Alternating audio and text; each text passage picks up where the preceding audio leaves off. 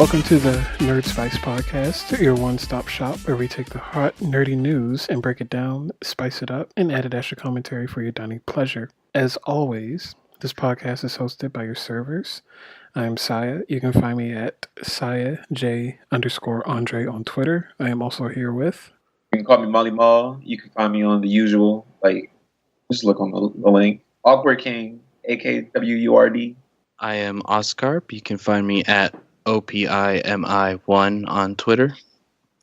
All right. And this episode's a little different. It's not a regular news episode. This time, we are finally giving you the movie review for Mission Impossible Fallout that came out. It came out like... We've been sitting on this. We saw it like 2 weeks ago. It came out... Nobody even looking for these reviews anymore. It came out it was like a week and a half, 2 weeks ago. In this episode, we'll just talk about the things we like. If there's anything we wanted to bring up of concern, we'll hit on that. And then we'll just close it out with a quick grading. I'll start it off. To be honest, what was really most stand out about this film is the action, even though he old. But I mean, all the action was there. The fight scenes were just good, nicely done. The effects, the stunts, you crazy, bro.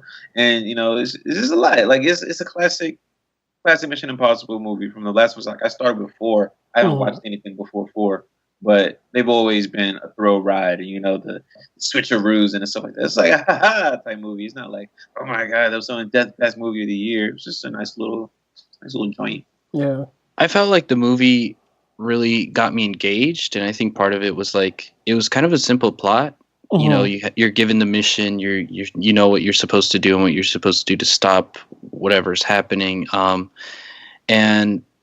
though the plot was simple, it really got me engaged and involved. They really made a really good job of laying out everything that was going down and the kind of stakes that were at play. I felt really engaged with everything overall, and I felt a sense of urgency in trying to accomplish this mission. I definitely was rooting for the people we were supposed to root for, Tom Cruise, and it was a fun little thrill ride overall, I have to say. It wasn't mind-numbing either. Throughout the movie, I was paying attention, and I felt like I wanted to see what was going to happen next, and it just kept adding on to the previous scenes and stuff. So I felt like it was a pretty good ride. Yeah. I guess it's been enough time where people have already seen it. I guess as a little synopsis, as much as I can remember, pretty much the gist of the movie was Ethan Hunt having to track down these 3 plutonium spears that could be used as nuclear weapons. And so he had to track it down, and the mission was pretty much trying to get it away from the syndicate so that they wouldn't use it to cause harm and things like that. And so that's pretty much the gist of the movie. As far as where I'm coming from with it, I haven't seen any of the other Mission Impossible movies, but I was coming into this one solely for the fact that Henry Cavill was in it. I'm a Henry Cavill fan. You, Henry Cavill, I'm on the same agent. boat. I gotta watch it for him. I am on the same boat. It was okay. He did have a part in this for me watching this. I don't think he didn't have a reason to go. I mean, Henry Cavill was in. I want to see how he did outside of the Superman skate. And he looked like he about to leave because he's taking too long with his MOS too. But that's another story. But yeah. It was tight. It was cute. Yeah, it's not really, him running on top of that building though. I wonder if when he those scenes. You remember the scene when he fell off the bike? Oh my goodness. In the car. Was that real? I was out of breath. I felt, the pain and the punches. I was as tired as Tom Cruise. And this is what I like about action movies, when they really make you feel the characters you feel oh my gosh, they might die in this, or they might fall off or something. Yeah, when they were on the cliff and the receiver hit the edge, everybody was the whole theater. Yeah, the whole theater. We were all oh Lord. It was. Please don't fall. I think the stunts in this movie were definitely something to behold. They weren't super over the top, but the practicality of the stunts mixed with the cinematography to focus on certain elements when they needed to be focused on, it definitely worked well because the audience reacted in the moments when they needed to. And I think that's what the whole team, like Christopher McQuarrie, the cinematographers, and the actors definitely wanted to hit. And so I think the stunts were really good. I definitely feel like I'm not doing anything in, early 20s. I feel like I'm not even achieving the level that Tom Cruise This exhibited nigga in was that doing movie. barrel rolls, backflips, running people over cars, drifting. He was sprinting. Oh, some of it was I fabricated, was but when he sprint that whole building, I was out of breath when he jumped. He didn't start running. I was just like, I'm sitting here, he's running, and I'm like, okay, either one of two things is happening.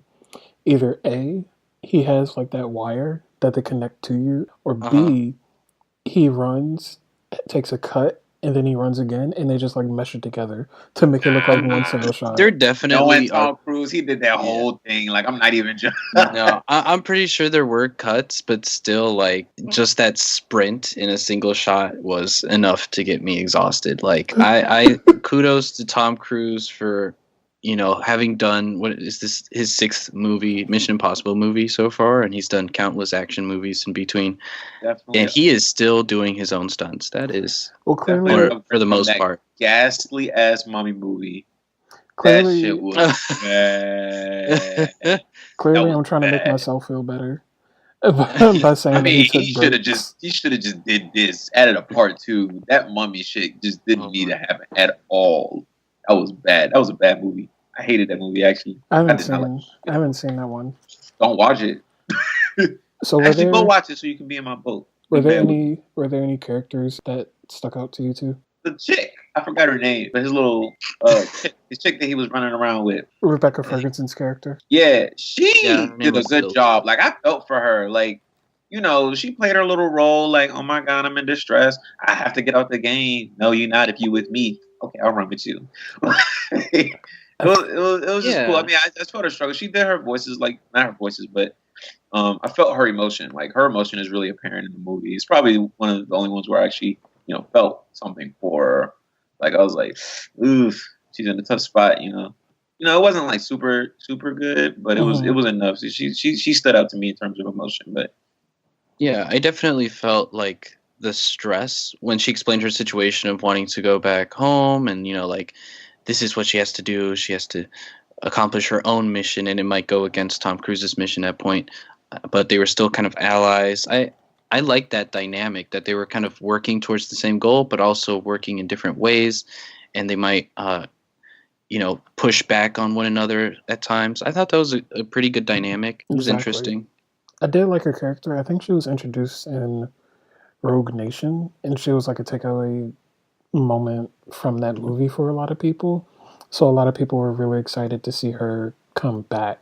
Another character that I think really stood out, I mean, of course, Henry Cavill playing as August Walker. Of course. I think it was okay. Yeah, his character was very straight and narrow until more the towards twist.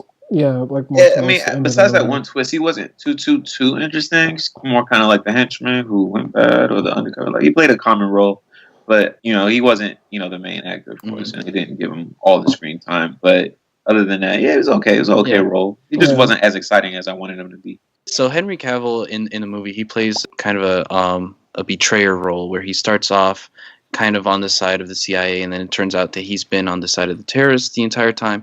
And I feel like the twist came somewhat towards the middle of the film, and there was no kind of build up to it. And I get that they kind of revealed the twist to the audience before they revealed it to the rest of the movie itself. In that he showed the phone that was obviously not the victim's phone. He showed it to Angela Bassett, and then he planted those seeds.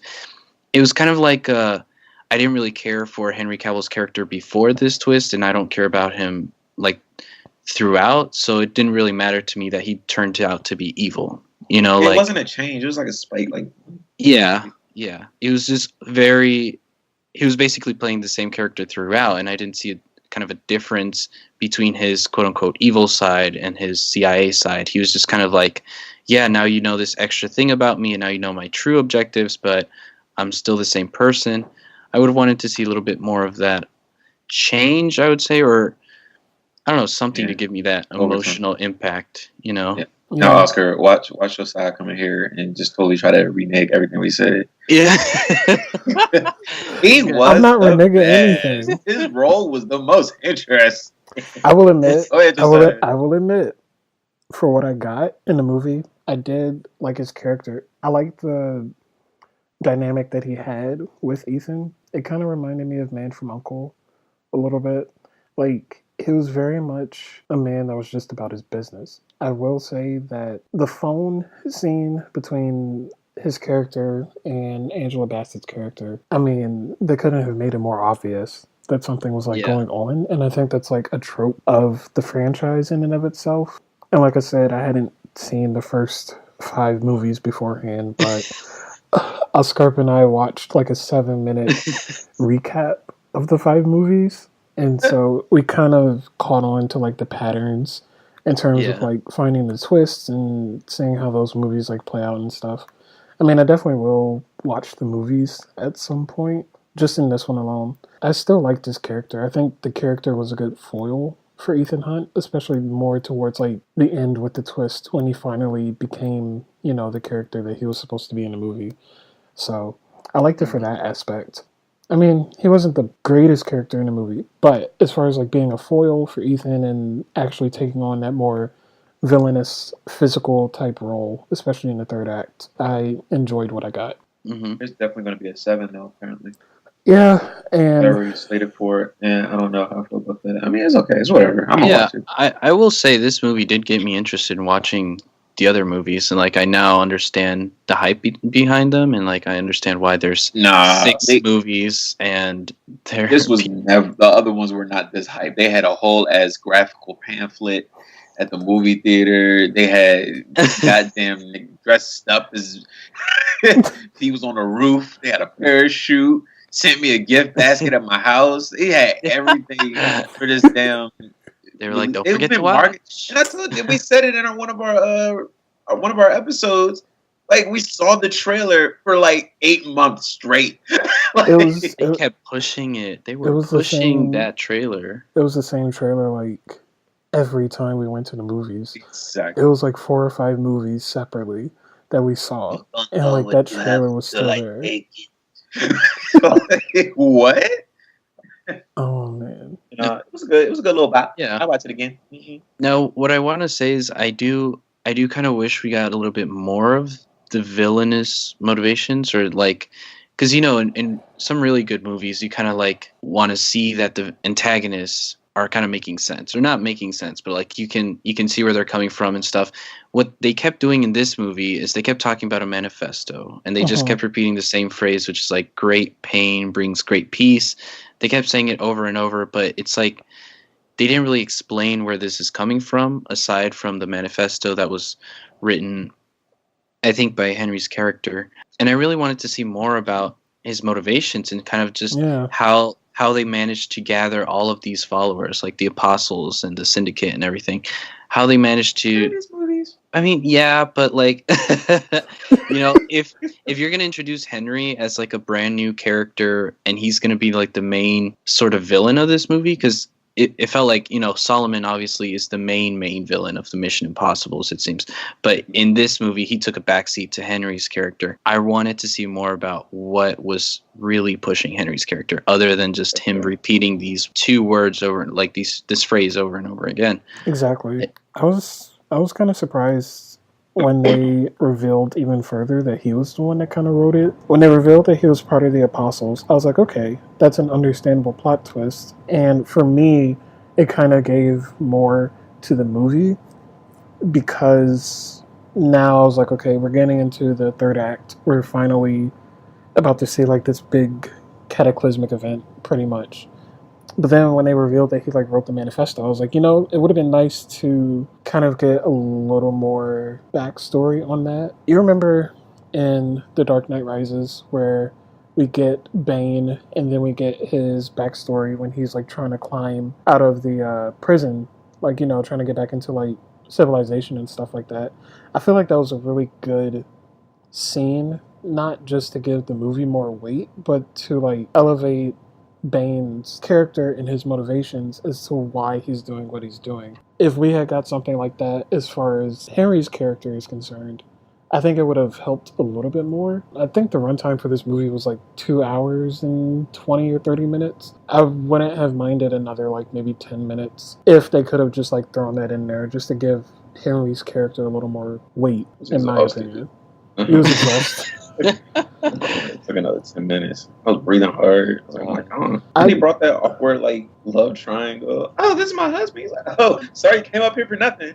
Just like, oh, shit. So, Wes Bentley is playing this character, and I'm like, this man is too nice. Like, he sounds like a serial killer. Yeah, like, I felt so bad for Wes Bentley. His wife is over there thirsting after Tom Cruise, her true love. We weren't supposed to meet up. Do you think he knew? Do you think he knew afterwards? Nah.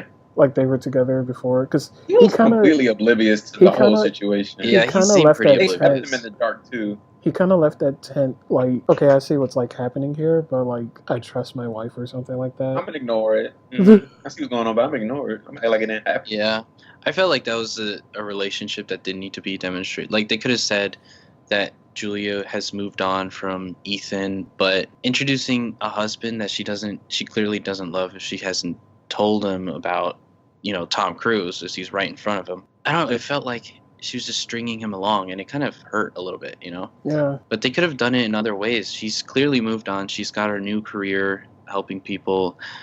She says she's enjoying her life, and that should be enough, or she could even talk about any romantic relationship she's in now, but don't make it seem like a character like Wes Bentley, who's a husband in this situation, is just some throwaway thing that she just attached onto her life as an accessory. I felt like that kind of sets me off of Julia's character. I don't really like her anymore after that. Mm-hmm.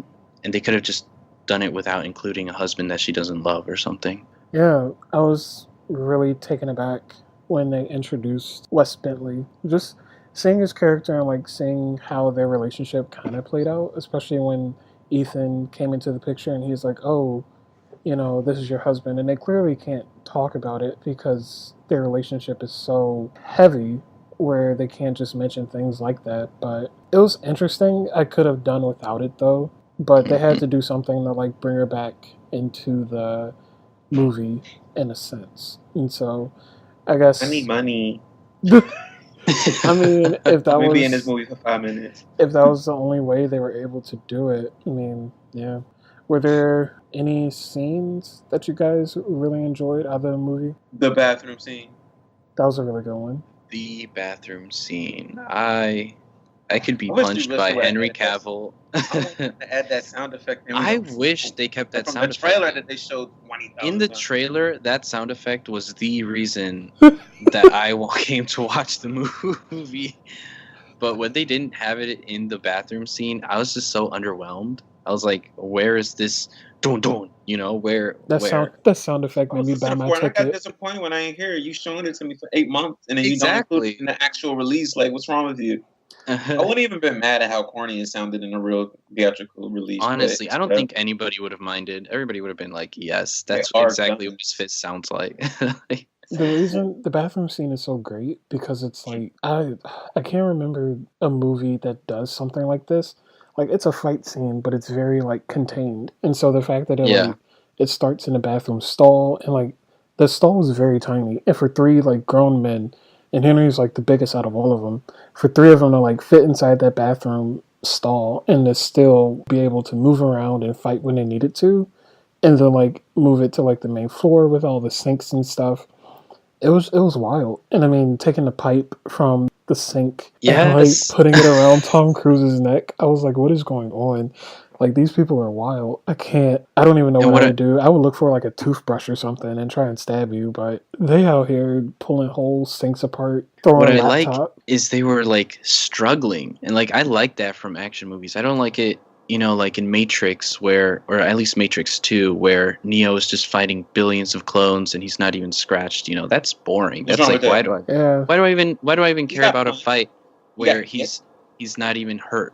You know, it's like, oh, you're fighting all these things, but you're not even hurt. This isn't even a bad thing. But like Henry and Tom Cruise, they were struggling. They were like, they needed to take a breath for a few scenes. But that scene was like in Daredevil, you know, in season 1, where they had that kind of hallway scene where he was fighting against these kidnappers who had a little boy. Remember that in season 1? I think That was the scene that got everybody hooked on Daredevil. And he was like tired, he was panting, but he was still fighting. And like he was bleeding out of his face and everywhere. We love a good struggle. I think it also reminds me of the scene in Daredevil season 2 when he's fighting, but instead of the hallway, it's up like a staircase. And so he's like, oh, that's one of the best scenes of season 2. Oh my goodness. You know, something like that where it's like contained and you actually see like the main character like actually struggling, trying to like accomplish anything. The only thing, I wasn't like irritated. I was like, okay, like this is crazy.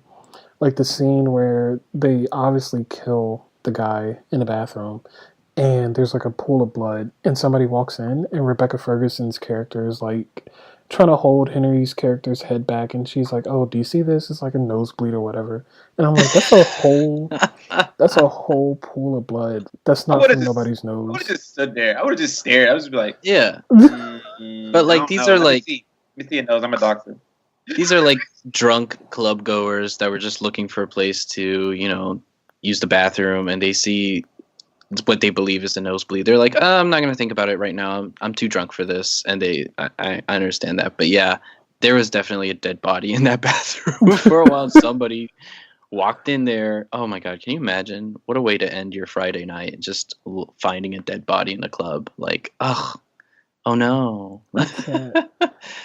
Oh my God. I think the helicopter scene on the cliff, like when the helicopters or the helicopter was falling off the cliff, I think that scene was stressful, and it was like my heart was racing when Tom was trying to get the detonator. I really like that scene. And like simultaneously, other characters are fighting Solomon. It was Ilsa, Rebecca's character, and Simon Pegg's character, Benji. They were fighting Solomon, and I was like, that kind of juxtaposition of their fights, and then, you know, in the back of your mind that this bomb is about to go off. That was getting my adrenaline pumping. That was fun. The movie's just full of scenes that kind of have you on the edge of your seat, and I didn't really know what to expect until I actually went in. Like, you remember the scene where they jumped out the helicopter and they were, they jumped out the plane and they had their parachutes, but I think August got struck by lightning. And so Ethan had to like try and save August. But the thing that like made it more intense was the fact that the machine kept counting down. And so it was like 10,000 feet, 9,000 feet, 8,000. So it's like, you know, how are you going to solve this? It's literally like it's literally like a timer. It was just really intense, and we didn't really know how it was going to work. And I was like, this is some crazy stuff. But it was a wild ride. It was just good. Yeah. They definitely built up the suspense, but I mean, you know, I'll be in the next one. Waiting for my next action movie. It was it was really good. So what would you guys grade it overall? In terms of the American school system grading scale, Jamal rates this at a strong as B. Okay. Strong as B. Yeah. Like a 84, 85. I agree with that rating. I would give it like a B. Almost a B plus, but like a B. I'll give it an 87 just to be petty. Yeah. 2 points were the 2 arms on Henry Cavill. Exactly. 1, 2.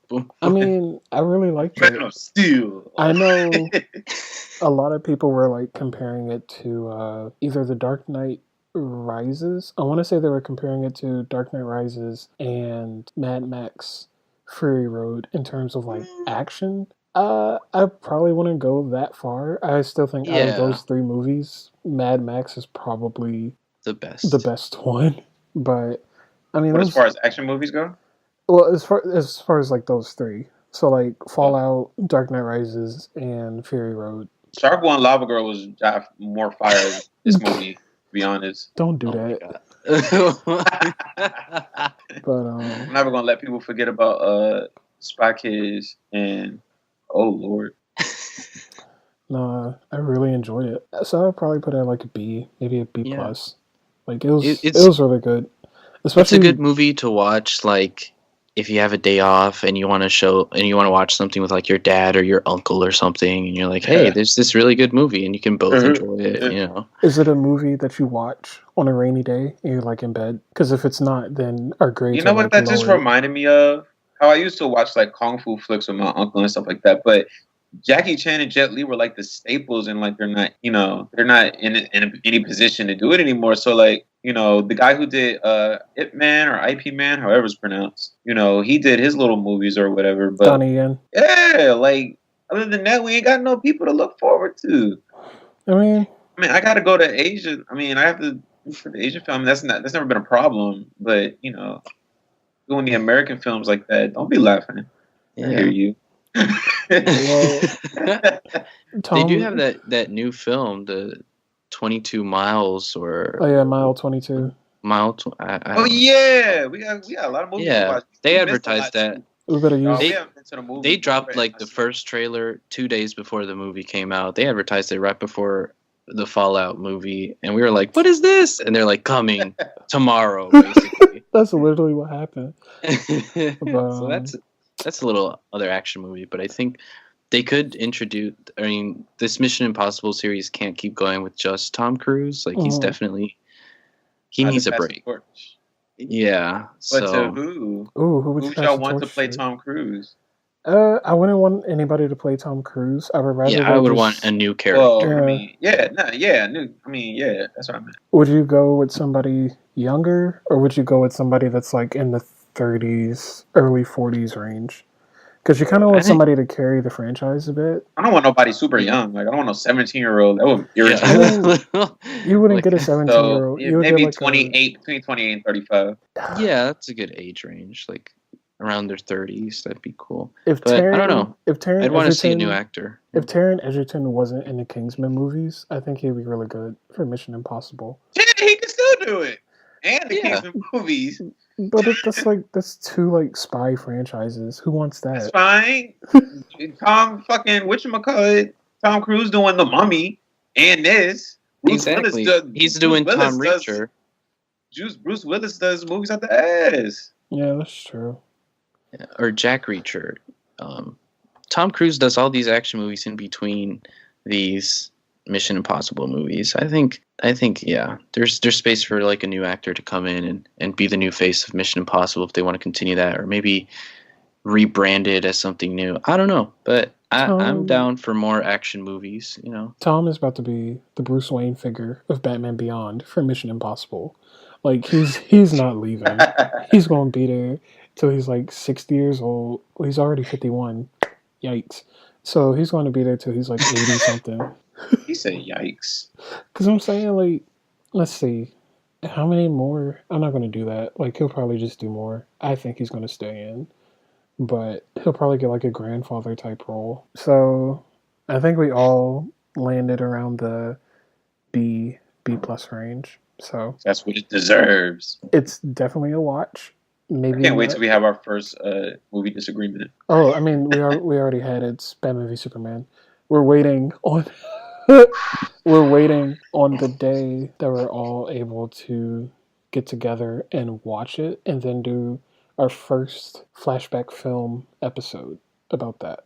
So we'll have to plan for that, but that could be like a Saturday when we have nothing to do. Yeah, we'll definitely look out for that. So yeah, I think that is the end of this movie review. I think we'll definitely do more in the future as far as whichever movies come out, like whichever ones we feel like doing. Yeah, so you guys want to plug the socials? This is Jamal, or Molly Mall, and you can find me at Awkward King, AKWURD, King spelled normally, of course. This is Oscarp. You can find me at OPIMI1 on Twitter. And I am Saya. You can find me at SayaJ_Andre on Twitter. And you can also find our podcast Twitter at NerdSpice Pod. See you in the next one.